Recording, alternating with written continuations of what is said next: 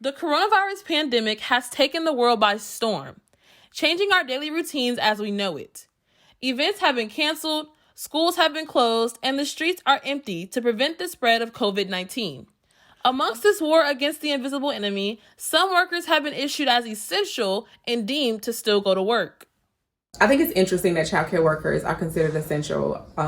Although I think it's important for first responders to have a safe place to take their children. I think that's really important, especially if you have a quality childcare center, right? So I think it's a really great idea to have, again, a safe place, a consistent place for children to be. However, childcare workers have been underpaid for years.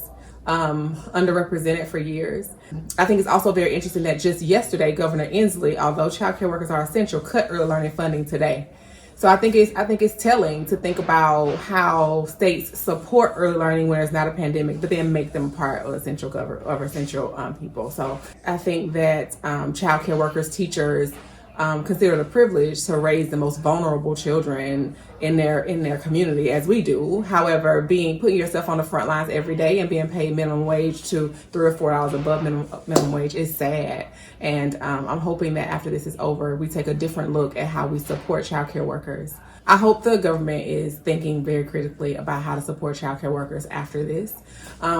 We support early Head Start, and ECAP children, the most vulnerable children in the world, basically, and every single day our teachers are put in a situation where they have to protect themselves against secondary trauma. And so now we're asking them on top of that to support children who may or may not be exposed to the coronavirus. I think that's really important to think about. So not only am I asking you to serve vulnerable children, I'm also asking you to take that back to your family, maybe. And I'm not quite sure if this is the right way to support again, first responders, but I know this is the only way right now. So we accept the challenge and we hope that we can be a benefit to first responders around the world.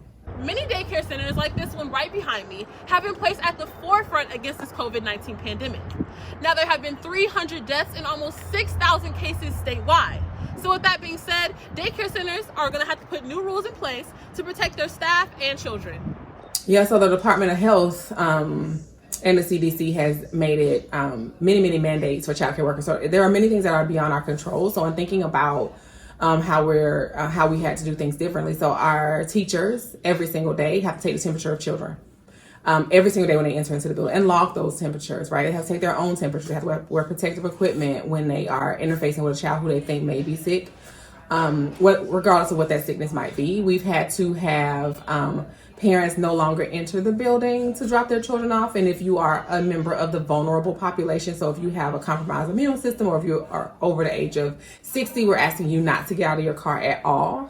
And for any other person, we're asking you to walk your child to the front door. I think that creates a different dynamic for children in terms of parents releasing them into the care of another adult. So it changes the way children are able to adapt to the situations that may happen to them throughout the day. So it's just a hard dynamic for children to get through. So that's one thing we have to do differently, right? So just the transfer of care is different. Even with all these changes childcare centers have had to make to their normal routine, they are still taking on an incredible task and are highly appreciated for their services. In Lake Tapps, I'm Promise Calloway, Murrow News 8.